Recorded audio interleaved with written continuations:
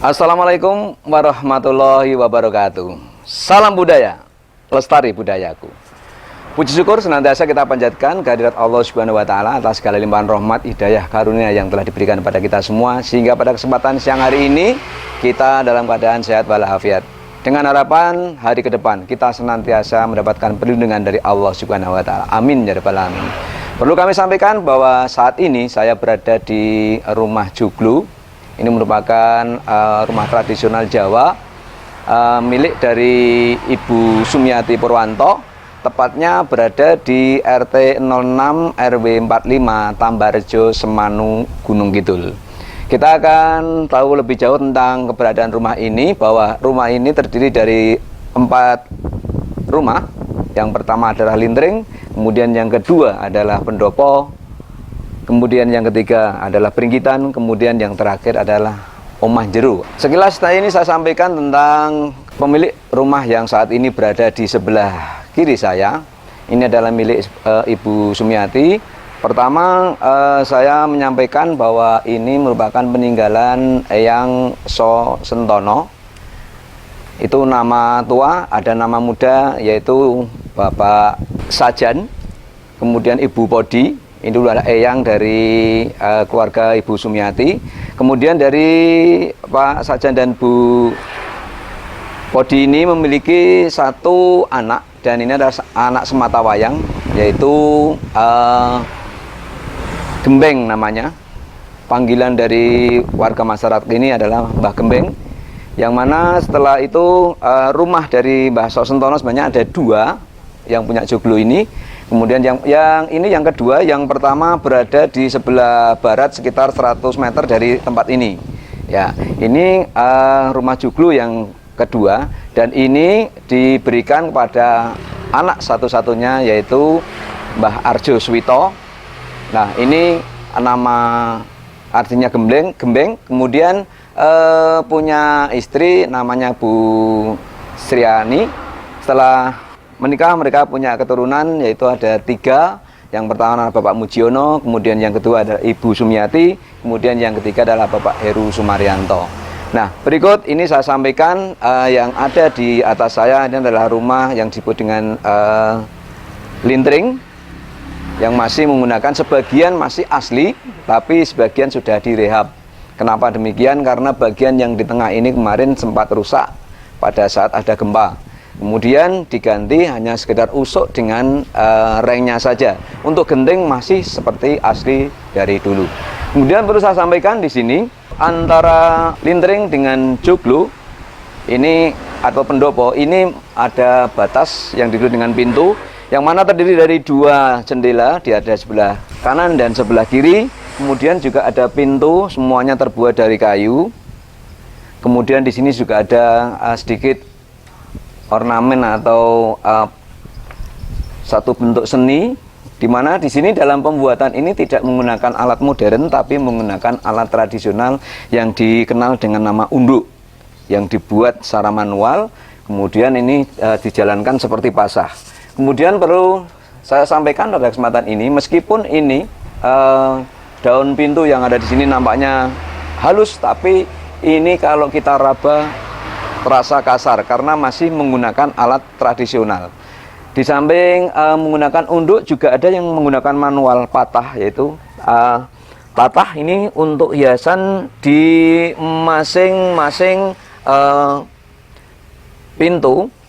Ya, pilar pintu di sini semuanya ada hiasan yang dibuat dengan menggunakan tatah secara tradisional. Ini bagian dari yang depan. Semuanya ini terbuat dari kayu. Sementara yang di atas sana meskipun itu nampak seperti tripleks, sebenarnya itu adalah asli masih kayu. Cuman karena kemarin itu pada saat mau punya hajat, ini dicoba untuk dicat, sehingga warnanya akan berbeda. Kemudian pintu ini sudah mengalami 4 kali dibongkar, dipasang. Tapi bukan artian yang lain, dibongkar dan dipasang ini untuk hajatan. Jadi untuk hajatan ini dibongkar dulu, kemudian dipasang kembali selama 4 kali. Ternyata alhamdulillah ini tidak mengalami rusak sama sekali. Ini batas daripada antara lintering dengan pendopo. Kemudian di sana tembok yang ada di sebelah kiri itu kalau dulu dinamakan bangunannya bentuknya bligon. Bligon itu terdiri dari semen merah, kemudian gamping, kemudian pasir, kemudian ada batu putih untuk membuat itu. Nah, di sana di sebelah kiri ini dari sudut pendopo sampai di belakang omah jero di sana kira-kira 25 cm panjangnya, dengan diameter itu lebarnya 40 cm. Demikian untuk yang antara lintering dengan pendopo. Untuk itu Kasir akan segera masuk ke ruangan pendopo di joglo ini. Untuk itu saya akan buka pintunya terlebih dahulu.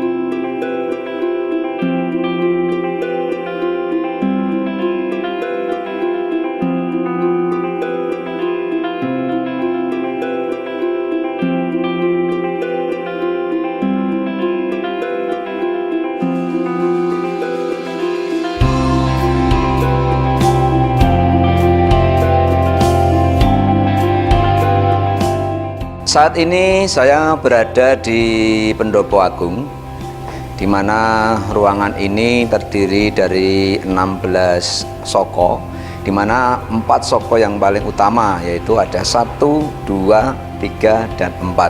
Nah, di sini punya filosofi bahwa soko ini penopang utama dari bangunan ini dibuat sedemikian rupa berbeda dengan arsitektur yang baru. Kenapa saya katakan demikian? Arsitektur yang ada apabila ini diukur dengan meteran antara bagian soko guru yang ada di sebelah utara dengan yang di sebelah selatan ini, atas dan bawahnya akan berbeda karena ini dibuat seperti piramid seperti ini.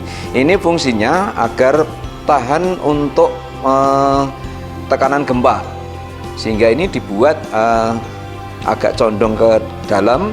Dari keempat sisi sama, jadi masing-masing soko ini saling bertemu sehingga kuat kalau ada gempa. Kemudian di bawah ini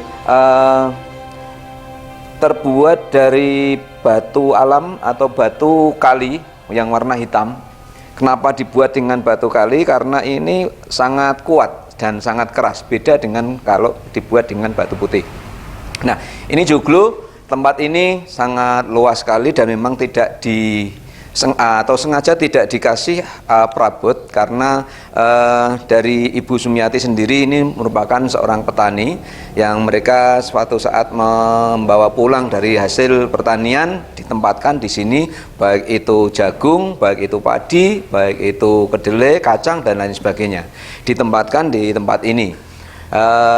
Kemudian joglo ini punya cerita, punya sejarah bahwa dulu pada saat pergerakan G30 SPKI, tempat ini sebagai tempat untuk jamuan makan TNI, Tentara Nasional Indonesia. di mana jamuan makan ini sebenarnya ada dua tempat yang digunakan. Yang pertama adalah joglo yang ditempati oleh Pak Sosentono, kemudian yang kedua di tempat ini milik dari Bapak Arjo Gembeng. Kemudian di sini disediakan meja, sebenarnya meja tapi mejanya sudah lapuk. Kemudian mereka seperti prasmanan makan di sini. Kenapa saya mengatakan demikian untuk transit dari Tentara Nasional Indonesia? Karena pada saat itu sesuai dengan perintah dari Presiden Republik Indonesia pada saat itu untuk membasmi PKI beserta antek-anteknya. Nah, TNI itu melaksanakan tugasnya yaitu membuang para komunis itu ke lubang di sebelah sana yang dikenal dengan nama Gua Grubuk. Tapi orang juga mengenal dengan Rantai Mas. Nah, itu ada cerita, konon ceritanya ada satu komunis itu yang punya kelebihan karena diameter dari gubuk itu sendiri itu luasnya 12 meter dari arah barat ke timur, selatan ke utara itu kira-kira 12 meter. Tapi kalau misalnya dilemparkan ke tengah itu bisa lompat sampai di sebelah sana.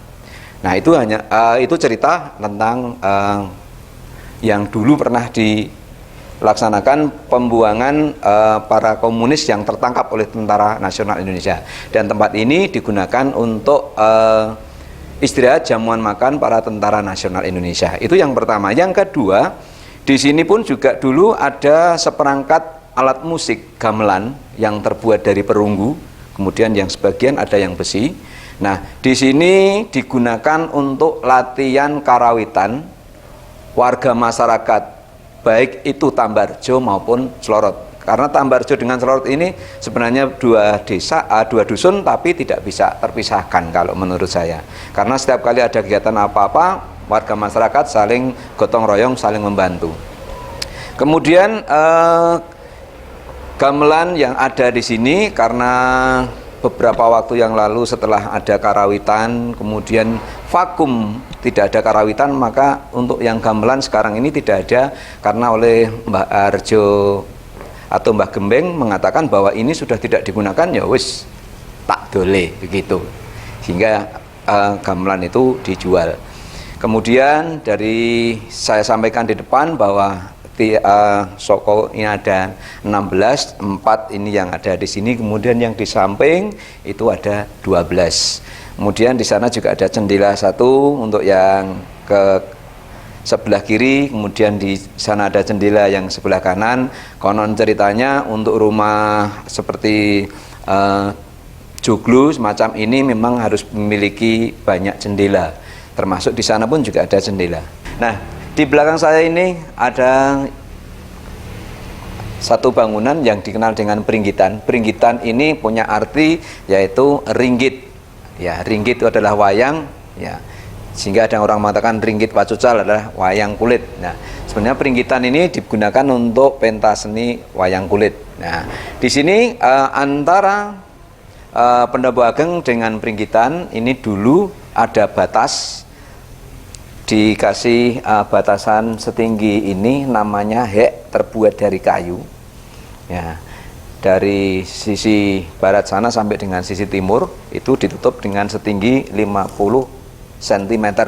Tapi kenapa sekarang ini tidak ada? Karena tadi saya katakan bahwa tempat ini digunakan untuk menyimpan hasil pertanian, karena serasa mengganggu sehingga hek ini dilepas kemudian ditaruh di gudang. Kemudian di sini ada satu ornamen yang tentunya ini sangat antik dan unik sekali. Ini namanya tarib.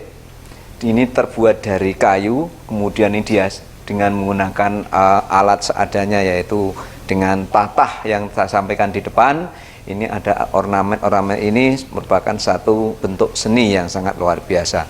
Nah, Pringgitan di sini terbagi menjadi dua kamar. Di sana ada kamar satu yang kecil, kemudian di sana ada kamar satu yang kecil.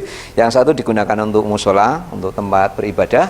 Kemudian yang di sebelah kiri ini untuk persiapan apabila para petani yang membawa hasil pribumi pulang, kemudian di sini untuk mempersiapkan segala sesuatunya berkaitan dengan minum dan makan.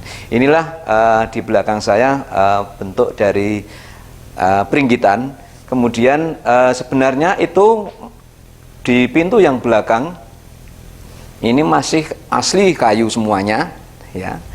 Tapi oleh mertua saya ini dicat semacam ini pada waktu akan mengadakan hajatan yang pertama kali. Wah, ini spesial buat saya berarti.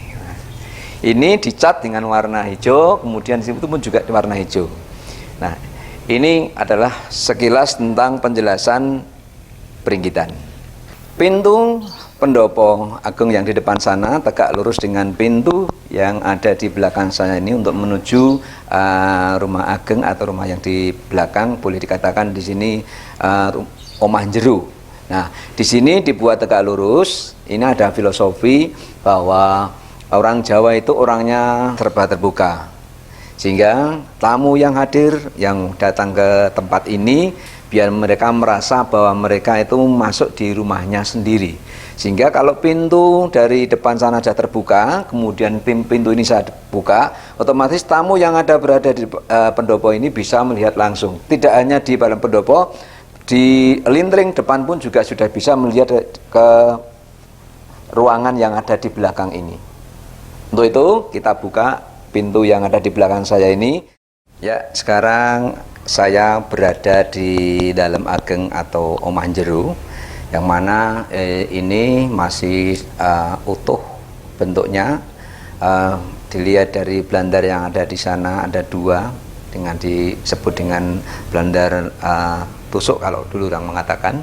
Kemudian di sini ada trompo yang berada dari sebelah kanan saya di sini untuk menutup satu ruangan yang di sebelah kanan yang disebut dengan sentong kanan, di sana ada. Kemudian untuk menutup sentong kiri pun juga ada, ini yang disebut dengan trompo, dan ini kayunya masih utuh dari sejak pertama berdiri sampai saat ini.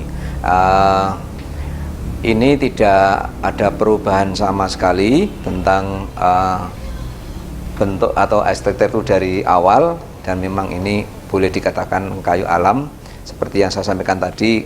Untuk yang batas antara peringgitan dengan rumah dalam ageng ini, yang di depan dicat, kemudian yang di belakangnya itu masih utuh tidak dicat. Ini nanti bisa dilihat, mungkin nanti akan saya sampaikan di waktu berikutnya. Nah, ini ada sedikit ukiran tentang trompo yang di sini.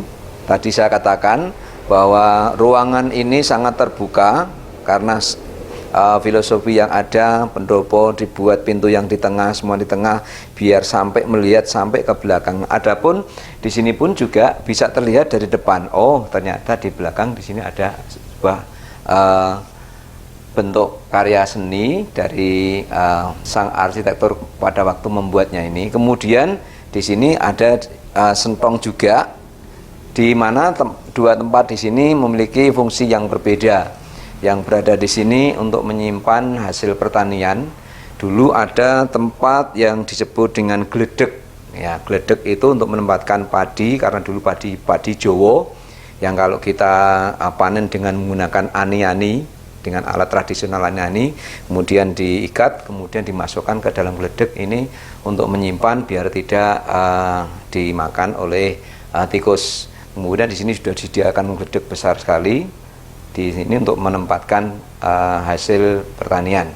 Kemudian yang di sebelah sana digunakan untuk kamar, sehingga kamar ada 3, ada di sentong kanan, ada di sentong kiri, di mana pintu dari sentong kanan dan sentong kiri pun juga masih sama menggunakan kayu, semuanya terbuat dari kayu.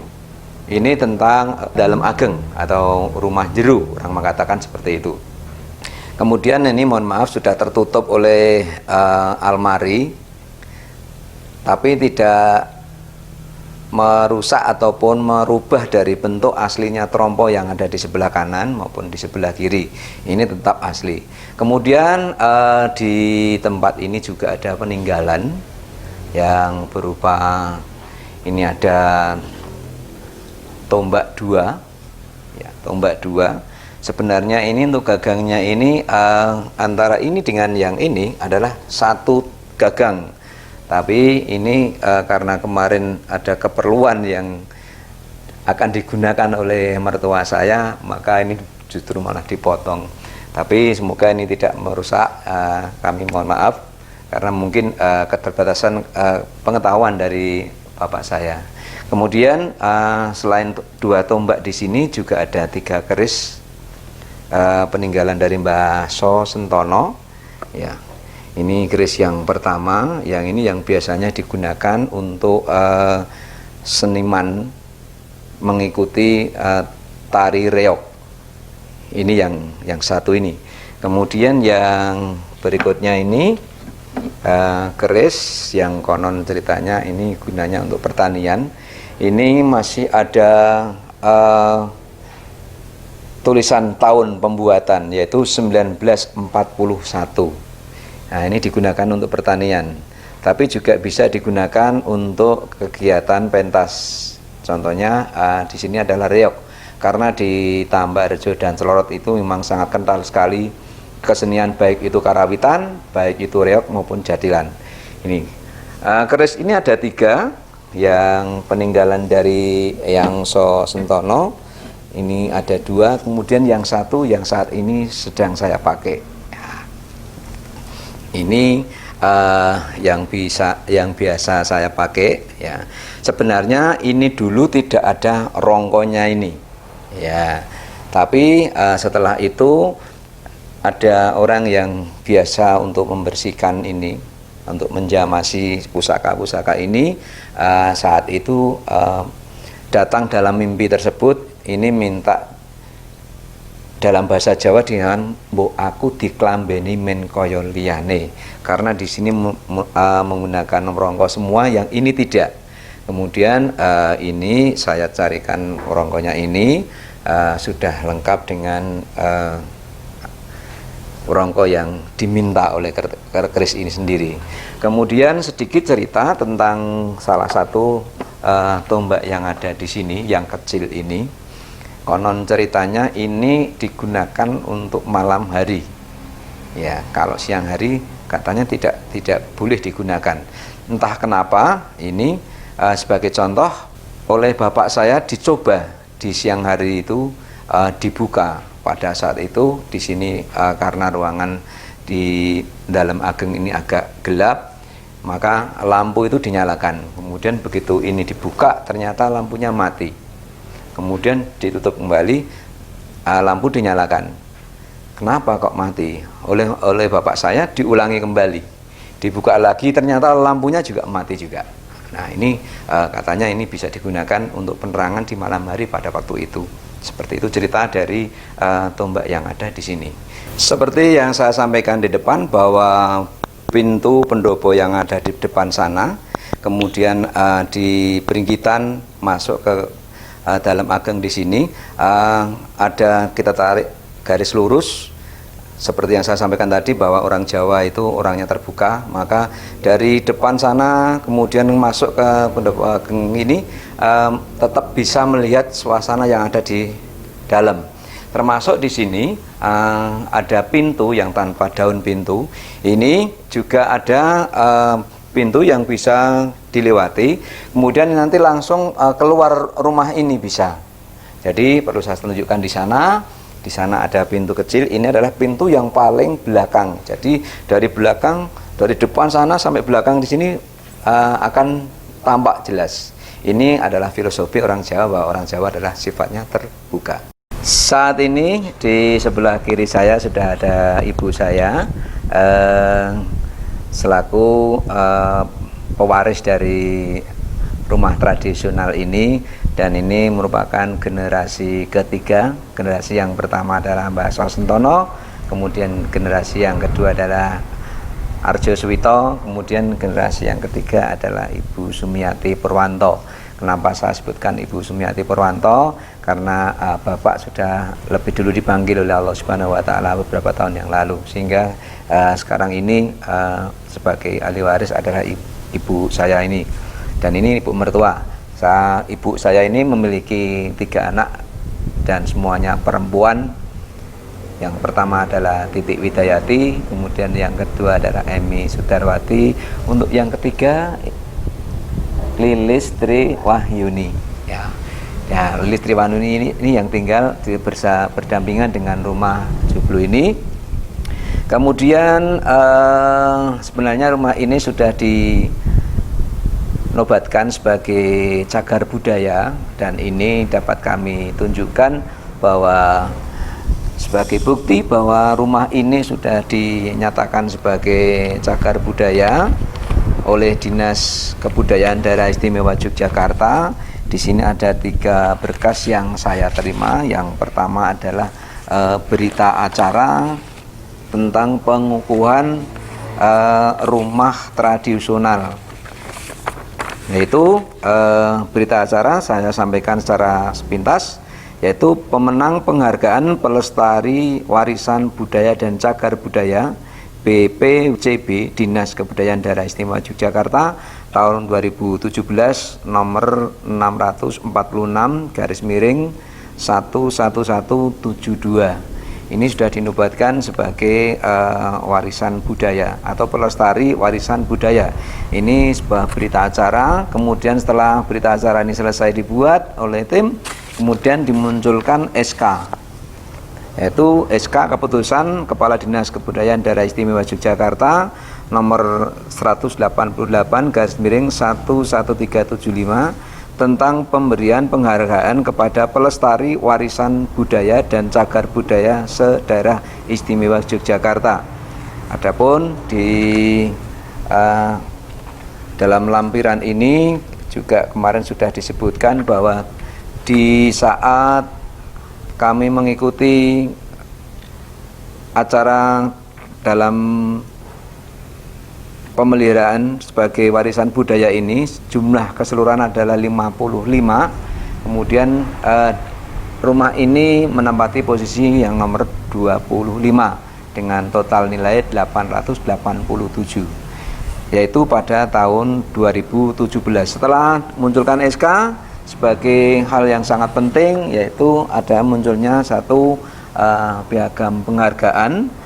Ini juga dari Dinas Kebudayaan Daerah Istimewa Yogyakarta dengan nomor 6461696 sebagai penghargaan kepada pemilik atau pengelola rumah tradisional joglo atas nama Bapak Purwanto. Di sini masih disebutkan Bapak Purwanto karena pada saat piagam ini diberikan, Bapak Purwanto masih bisa tinggal bersama kami, dan saat ini sebagai ahli warisnya adalah Ibu Sumiati yang saat ini sudah ada di sebelah kiri saya. Ini sebagai pewaris generasi ketiga. Setelah yang pertama Bapak Sosentono, kemudian yang kedua adalah Bapak Gembeng, kemudian ini adalah generasi ketiga. Nah, Ibu Sumiati ini kebetulan adalah mertua saya dari anak yang pertama atas nama Titik Widayati. Kemudian perlu saya sampaikan di sini bahwa sebagai pelestari cagar budaya ada satu komitmen bahwa rumah ini tidak akan dijual, tapi nanti akan diwariskan kepada anaknya.